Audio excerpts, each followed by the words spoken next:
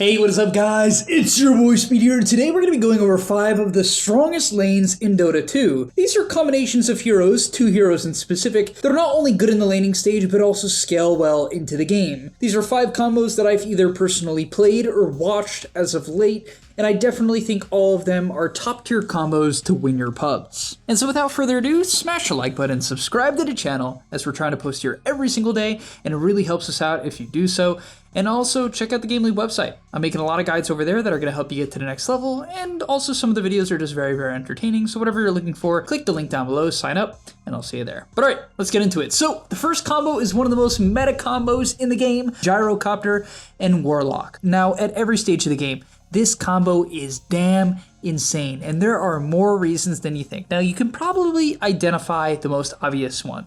The most obvious one is Fatal Bonds plus Flat Cannon. Fatal Bonds plus Flat Cannon. What is so good about this? Well, in the laning stage and in the mid game, all you do is click Fatal Bonds, click Flat Cannon at the same time, and if anyone gets linked with Fatal Bonds to a creep wave and then they both get hit by Flat Cannon, they take like half of their health. I'm not kidding. And then when the Fatal Bonds kills the creeps, it spawns imps. And these imps run at the enemy and blow up and do damage. And so basically you can never really fight Gyro and Warlock in the laning stage because, well, you're always going to be low and the creep wave is always pushing into you because it instantly dies to Fatal Bonds plus Flat Cannon. That's all you have to do. Click the spells at the same time and they explode. And in team fights, it's the exact same thing getting into the mid and late game.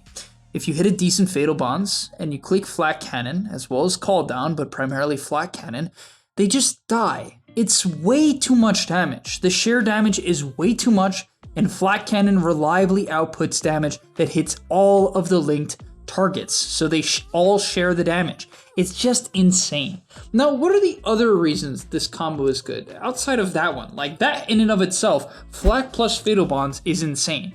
But what else is really strong? Now, one of the lesser known things about Warlock is his level 15 talent. 12 upheaval attack speed per second on allies. Now, what does this mean? Basically, for every second you channel upheaval on an ally, it gives them 12 attack speed. So it lasts for 16 seconds at max level, which you will have at level 15. And so you can give, especially a hero that likes to stand still and just click, you can give them an absurd amount of attack speed. 16 times 12, that's like what, 190, 200 attack speed? I don't know the exact number, whatever, I can't do math. But the point being is a hero like Gyrocopter loves this. This upheaval attack speed isn't that good on a hero like PA, who inherently has attack speed and is gonna blink out of your upheaval, or a blink dagger carry like Sven, who wants to blow people up. It's not nearly as good. It's not that it's bad, it's just not that good, because they don't want to stand in upheaval and they usually get attack speed from other sources. But Gyrocopter, his first few items are Ags, doesn't really give attack speed, Satanic or BKB, no attack speed, and Daedalus or Silver Edge. Silver Edge does, and that's why people buy it. But if you go Daedalus, which is really nice with the Warlock, well, you don't really need it. You can go high ground, take Roche, and take team fights by just standing in upheaval and clicking your E. And finally, the last thing is honestly Chaotic Offering is just good with Gyro. It's not like it's particularly good with Gyro, but Counter Initiation with a hero that likes to stand in front and bait heroes to go on him is good because they're going to hit a big rock. Alright, getting into the second combo, we have Io Witch Doctor. I've mentioned this combo like a billion times on this channel, but I really feel like people aren't trying it, and so I just want to go back to it. I'm going to spend less time on this combo than the other ones because I have mentioned it so many times on this channel, but if you don't know how it works, I will explain it very quickly.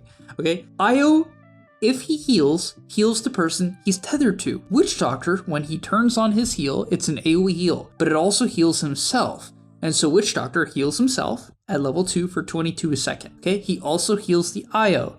Healing the Io then heals the Witch Doctor. You see where this is going? Witch Doctor gets double the heal. When Tether is maxed out, it's more than double the heal. It's 20% more. And so essentially at any point in the game, if you try to kill the Witch Doctor in the lane, mid game, late game, and Io is tethered to him, well, you can't. You can't kill him. He's healing for way too much.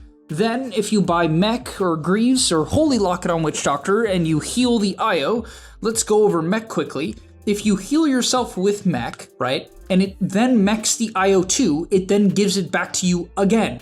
And so essentially you can double mech yourself. You can't double Holy Lock it yourself, unfortunately, but you can amp Holy Lock it, heal yourself. And what's really good about Holy Lock-it in this combo is if you heal the IO to save him, it then heals you. And so not only can you protect your IO against heroes like Ember and Pango and Storm that typically hunt and kill the IO then heals you, and so they don't really have a great option. Try to go on the IO and get stunned and death warded, as well as, well, the IO is just going to get healed by Witch Doctor, or try to go on the Witch Doctor and there's just no chance of bursting it.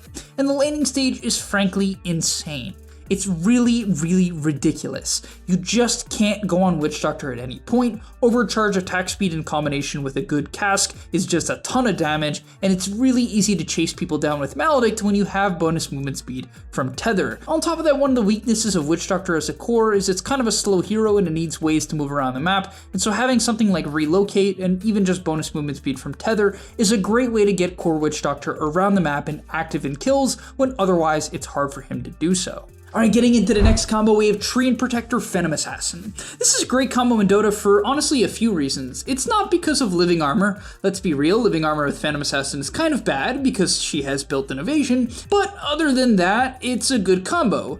In the laning stage, PA has a very easy time staying on top of people if she's trying to kill them. Well, that's just PA in general. She has no problem sticking on targets and tracking them down. Dagger is a low cooldown, long duration slow, and her W lets her literally get on top of you.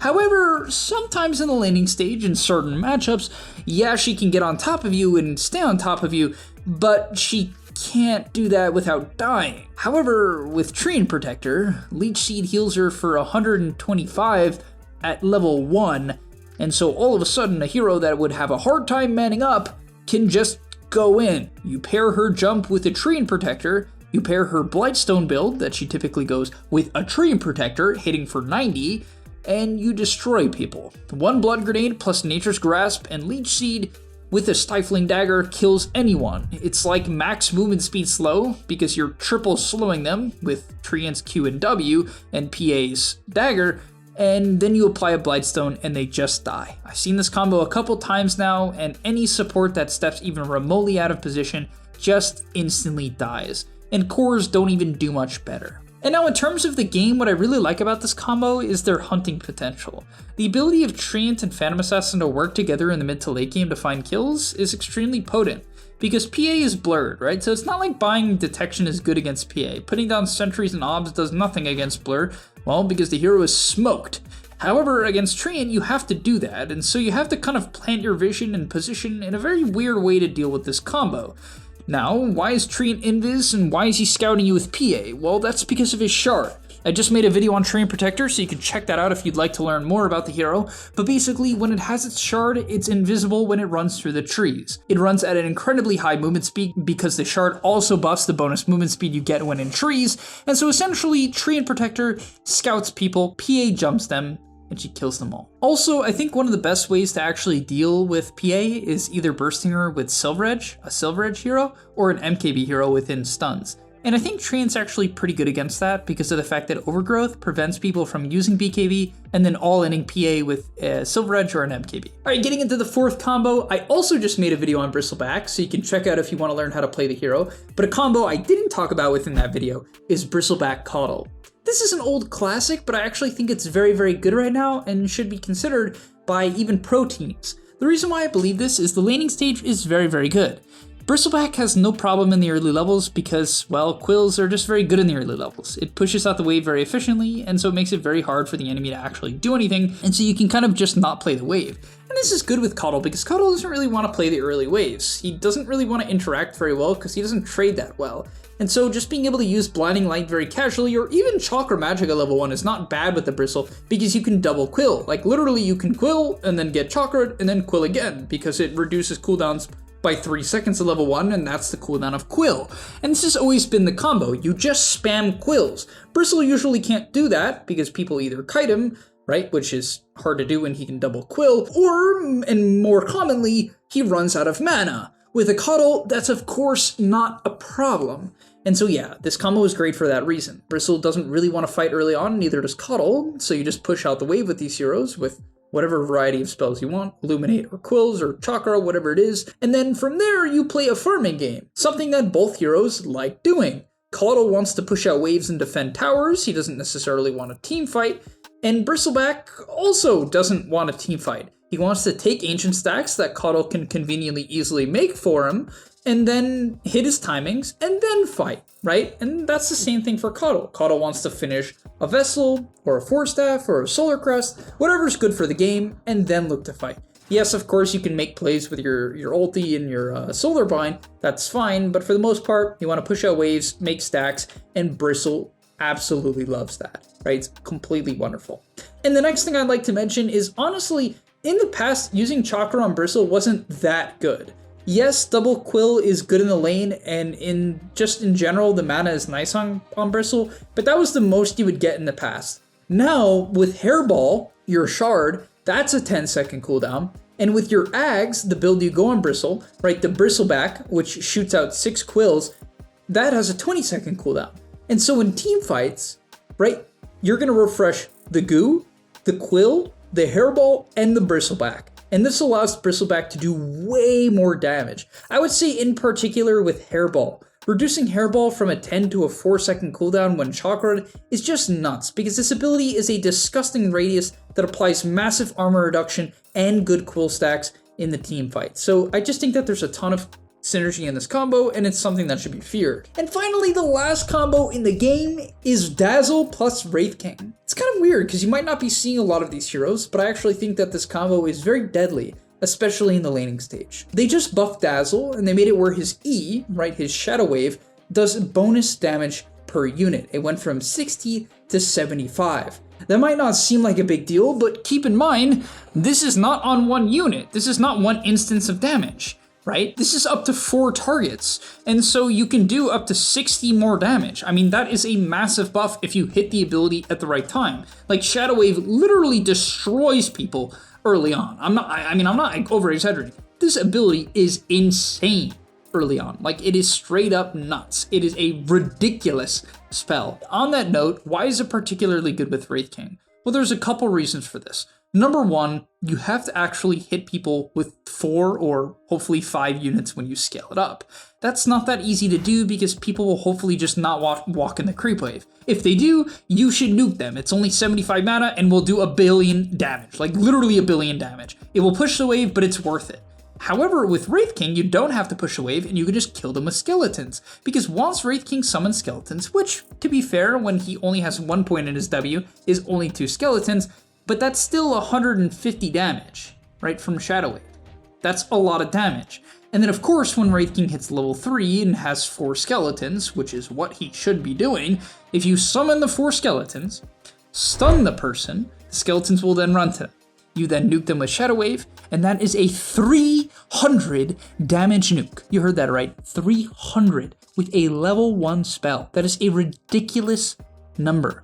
And of course, at that point as well, you will have 2 points in Poison Touch, which is the main spike of Dazzle, because it goes from 16 damage to 28. And most importantly, the Poison Touch is going to allow, right, because it slows so significantly, if you can hit them a bunch, which you will be able to because Wraith King is stunning them and frontlining for you, you will slow them, and that is going to allow the skeletons to rip into whoever you're going on. So you can see the main idea here. It's very, very simple, but it's very effective. You stun them with skeletons, then you Shadow Wave them. That will do 300 damage, and then the slow from Poison Touch will allow the skeletons to continue to chase, and you will pick up a kill as a result.